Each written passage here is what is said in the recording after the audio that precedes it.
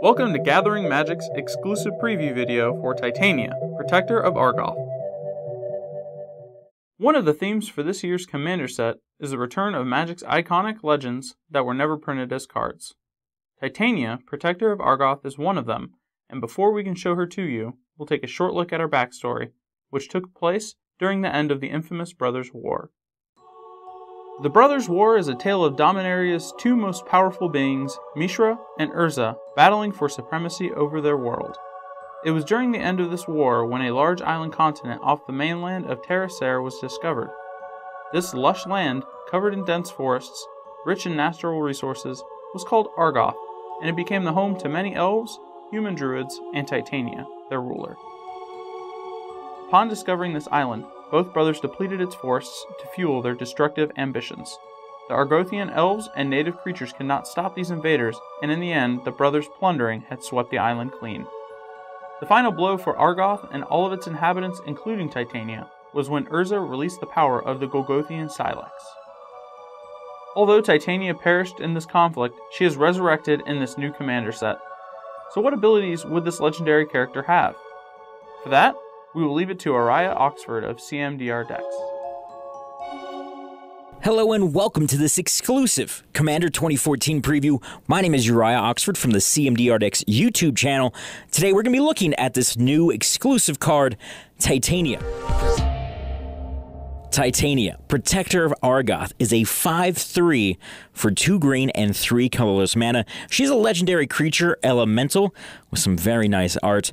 And her text box says, when Titania, Protector of Argoth, enters the battlefield, return target land card from your graveyard to the battlefield, and then whenever a land you control is put into a graveyard from the battlefield, put a 5/3 green elemental creature token onto the battlefield.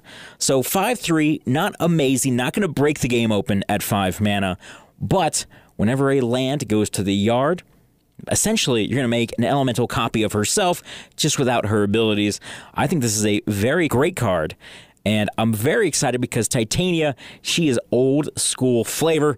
So let's go ahead and build a deck around Titania, Protector of Argoth. All right, so my very first thought is, if we have Titania, we have to have the other Titania cards. There's got to be like 20 different Titania cards. Okay, there's 4. Priest of Titania, Titania's Boon, Titania's Chosen, and Titania's Song. Well, I'm going to want artifacts in this deck, and I'm going to want them to do stuff, so I'm going to have to cut Titania's Song. It's out of here. So only 3 Titania cards? Man, this cannot be right. There must be more Titania references in the flavor text of cards. Let's see what we find there.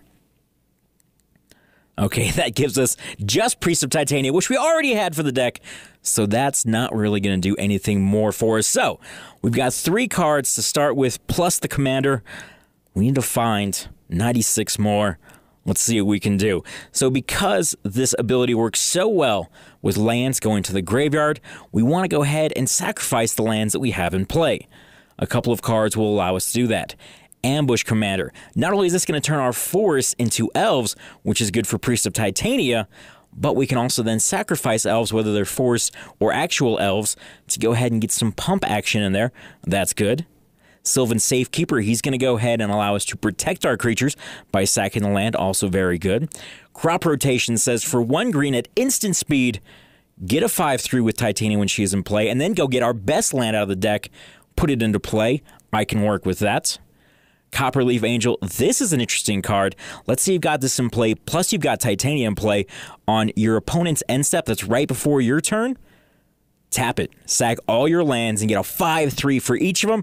That is an instant army. That is good stuff. So Copperleaf Angel, going to be put in the deck. She's also going to get bigger herself when we sack all those lands. Not a bad thing.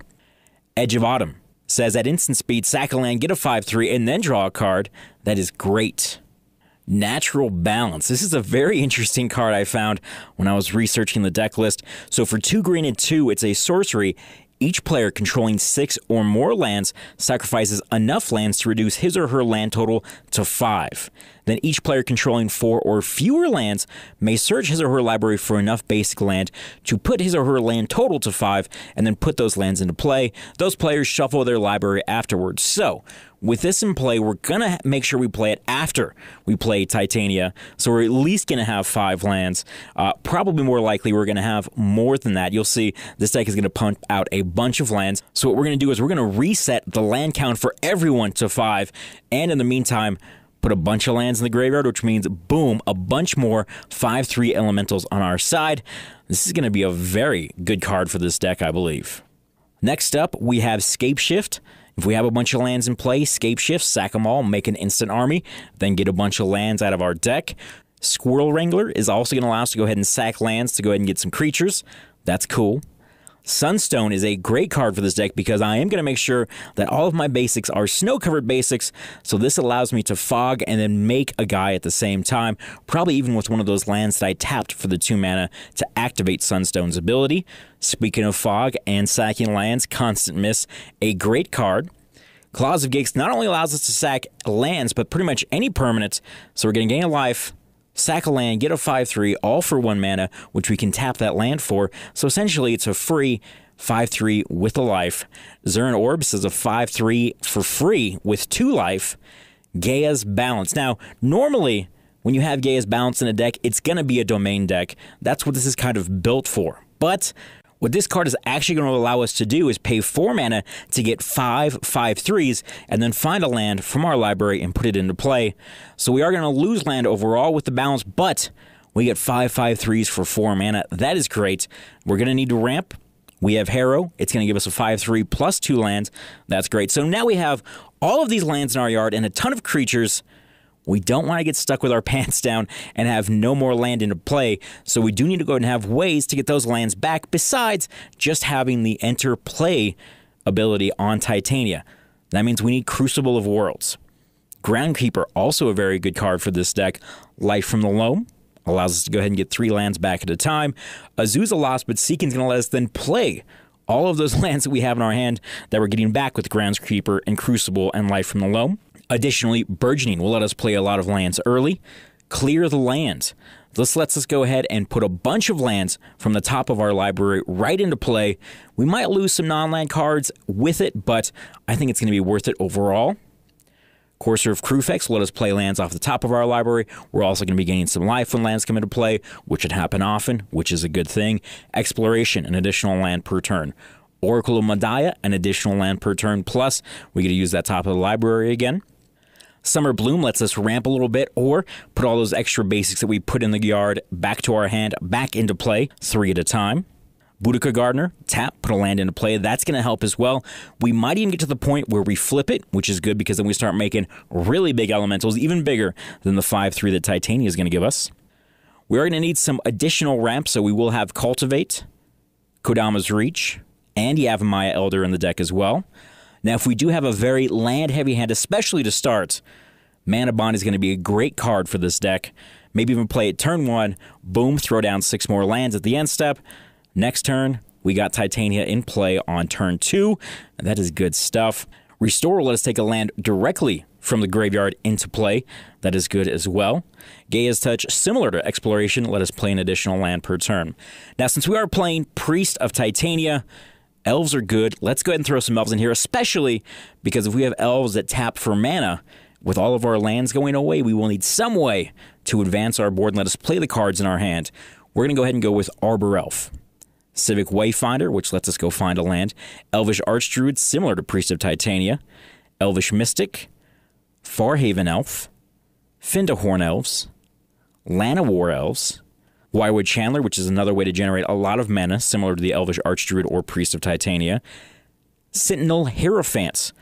If we have a creature in here that doesn't tap for mana, Sentinel Hierophants now says it can, which again is going to be a good thing if we're running very low on the number of lands that we have in play.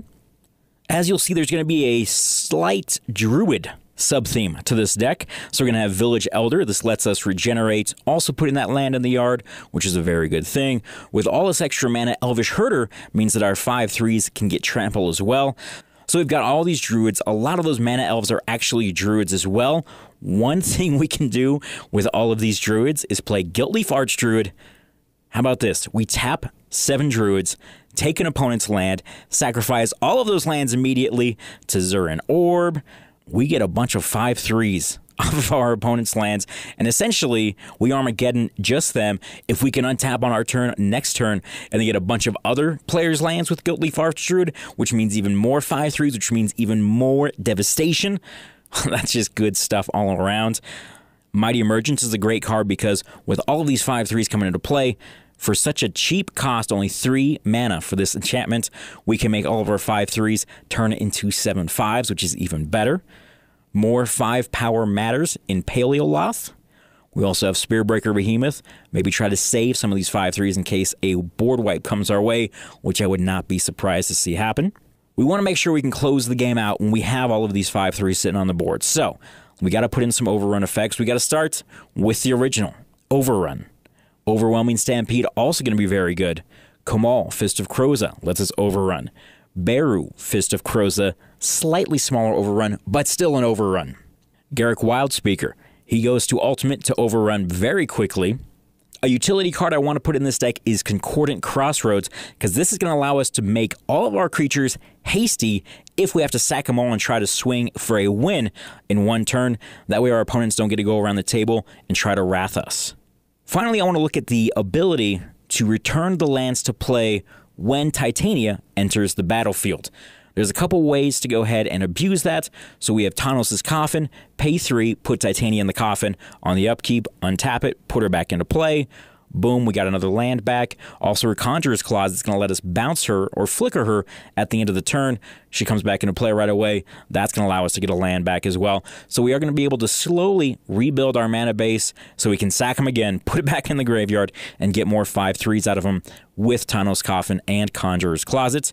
And then lands, there are going to be quite a few lands in this deck because we want to make sure that we're hitting them, especially when we have cards like Azusa and Summer Bloom that are going to let us put a lot into play early. We want to make sure our hand is stacked with those manas. 27 Snow-Covered Forest is what we have here. What are really great lands with Titania's ability? Well, lands that have to go to the graveyard, like Misty Rainforest, Wooded Foothills, Verdant Catacombs, Windswept Heath. We also have Terramorphic Expanse and Evolving Wilds. You'll notice I don't have the comes into play tapped slow fetches from the Mirage block because I want to make sure when I have a land that goes into play, if I need to sack it to find a land, I want to get that 5/3 immediately instead of having to wait a turn to untap that land to then get my 5/3. Because we are playing snow-covered lands, Scrying Sheets is a great way to go ahead and get additional lands into play, especially if I know that there's a snow land on top with Courser of Kruphix or Oracle of Moldiah. A lot of creatures means generating a lot of mana with Gaia's Cradle is going to be very easy and very useful. Additionally, a lot of green mana symbols on the cards. Nykthos, Shrine to Nyx, we got to put that in there too. Crystal Vein lets us tap, sack, add 2 colorless mana. If we have a way to get it back again, like Crucible of Worlds, that is a great extra 2 each turn, while also getting the 5/3, which in this deck is going to be better than like a Temple of the False God or Ancient Tomb. All of these big mana elves mean Wirewood Lodge is a great card. Plus, we have some lands that sacrifice other lands or themselves to remove problem lands on your opponent's side, and at the same time going to give us 5/3s.